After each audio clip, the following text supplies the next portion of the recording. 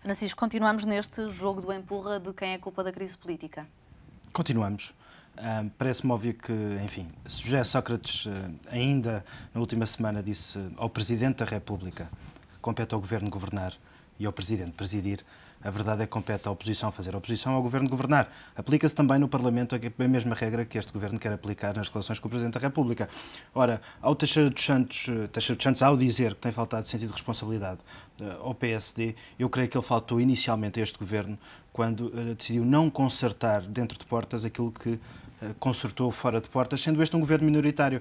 José Sócrates disse naquela declaração, há 2 dias que fez, enfim, na residência oficial em São Bento, que o governo fez exatamente aquilo que tem feito nos últimos anos. A verdade é que o governo perdeu, a 27 de setembro de 2009, a maioria absoluta.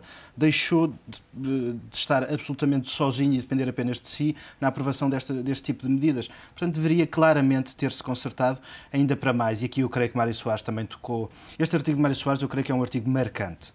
Aquele que foi publicado ontem no Diário de Notícias e que pode muito bem ter o efeito que teve o artigo na altura do atual Presidente da República, na altura ex-líder do PSD, quando ele classificou de má moeda o governo de Santana Lopes. Isto porque ouvir de Mário Soares aquilo que, enfim, foi escrito ontem é muito duro. Não só classificar de imperdoável o comportamento do Primeiro-Ministro, de erros e não equívocos, como diz José Sócrates, que irão custar muito caro. O ex-Presidente da República, Mário Soares, é também, e é bom não esquecer, é entre os conselheiros de Estado aquele conselheiro que tem maior peso, eu diria, do ponto de vista político, se nós olharmos para os vários conselheiros do Presidente da República. E Mário Soares ontem disse de uma forma muito clara que José Sócrates e o Governo não souberam preparar os portugueses para mais austeridade. E se nós olharmos para aquilo que aconteceu nas últimas semanas, enfim, nos últimos 2 meses desde janeiro, todas as intervenções do Primeiro-Ministro sobre a economia foram para sublinhar dados positivos, é verdade que eles existiram, mas sem nenhuma preparação para mais austeridade. Francisco, pegando no ponto dos dados positivos, Maria João Carioca, o Governo tem dito que, à medida que tem apresentado sucessivos PECs, os juros da dívida têm melhorado, diz o Governo. Mas esta manhã, na Assembleia, um deputado foi buscar estes dados que eu vou agora mencionar. Na altura do PEC 1, os juros estavam nos 4,3%, no PEC 2 em 4,7%, no PEC 3 em 6,2% e no PEC 4 em 7,1%. Ou seja, o que é certo é que, medida após medida, os juros continuam a aumentar. Continuam e infelizmente nós ainda não conseguimos marcar na nossa atuação económica e com os sucessivos PECs, e acima de tudo, mais do que a natureza das medidas que têm vindo a ser anunciadas, a articulação de sucessos na aplicação dessas medidas. Porque nós temos assistido a uma sucessão de PECs. A questão, Maria João, se estou a perceber, não são as medidas, mas a forma como estão a ser aplicadas ou não estão a ser aplicadas? A forma como elas conseguem começar a produzir resultados ou não, e não apenas como há números que são anunciados como sendo números positivos, mas que depois acabam por não conseguir construir uma história de recuperação e de uma recuperação que começa a ganhar peso, a ganhar forma, a ganhar sustentação.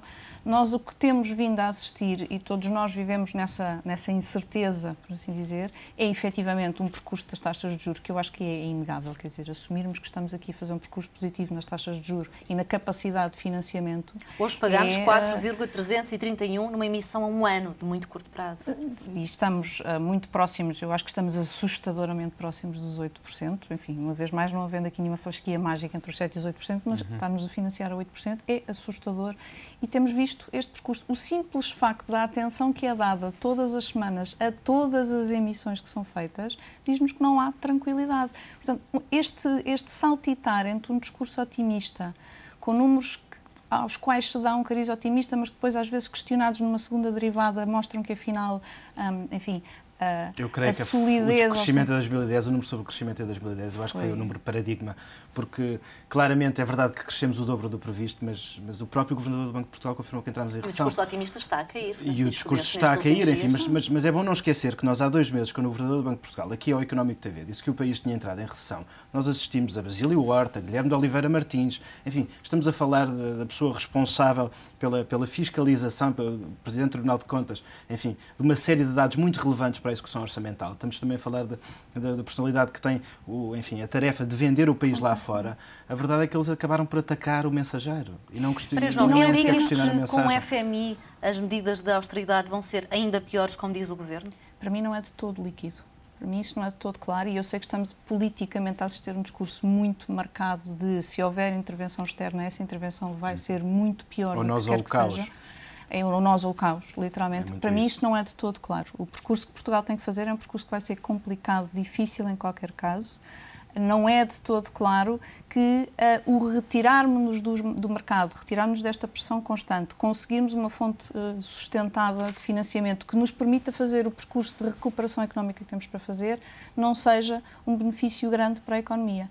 Porque nós, quando olharmos para o percurso que temos que fazer, temos um percurso complicadíssimo de consolidação orçamental para fazer, que nós sabemos que, enfim, que vamos anunciando umas reduções de despesa, os acréscimos de receita que têm origem, que sabemos que têm, mas que é uma consolidação orçamental que ainda não conseguiu ganhar o ritmo e a dimensão que precisa, e temos uma consolidação económica, de competitividade, de produtividade para fazer. Isso vai precisar de um grande caminho.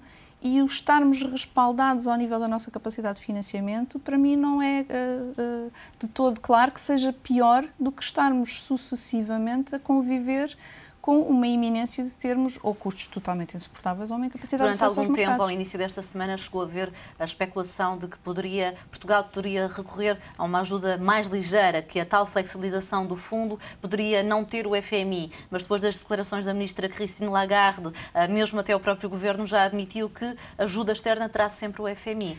Porque tem sempre, vamos lá ver, uma ajuda externa é uma ajuda que procura corrigir uma situação. Portanto, eu acho que é natural, por assim dizer, mas é razoável, pelo menos, pensarmos que uma ajuda externa, neste tipo de circunstâncias, vem sempre com condicionantes. Portanto, vem sempre como mínimo, com alguma capacidade de quem está a emprestar a taxas que não são as taxas de mercado, poder condicionar, influenciar e exigir, sejamos francos, e exigir um determinado tipo de atuação. Porque se não vai exigir nada, então financia no mercado, não é? Francisco, neste caso, o que é que José Sócrates, afinal, obteve da última Cimeira Extraordinária? Porque se levou medidas porque queria alguma moeda de troca, que foi a tal declaração de apoio e de boa vontade, pelos vistos, esta flexibilização não vai ser a salvação de Portugal. Não vai. Eu creio que ele obteve os elogios públicos de vários dirigentes europeus. É bom não esquecer Durão Barroso, que aqui parece-me ser um silêncio muito ensurdecedor do Presidente da Comissão Europeia, ex-primeiro-ministro português.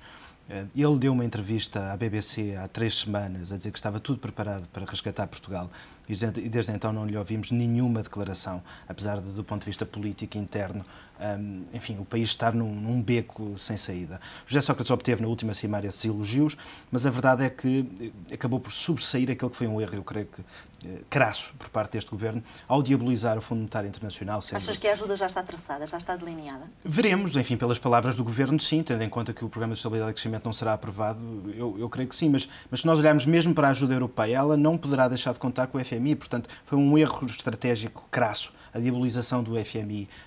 Enfim, criou-se um papão, sendo que o próprio governo, o caminho que está a traçar, mesmo, enfim, partindo de uma hipótese que nos parece nada plausível nesta altura, de o governo prosseguir, não termos uma crise política e conseguir, no limite, recorrer à ajuda europeia, essa ajuda terá o FMI. Portanto, Francisco Teixeira, Maria João Carioca, aos dois, muito obrigada pela vossa análise nesta edição do Meio-Dia.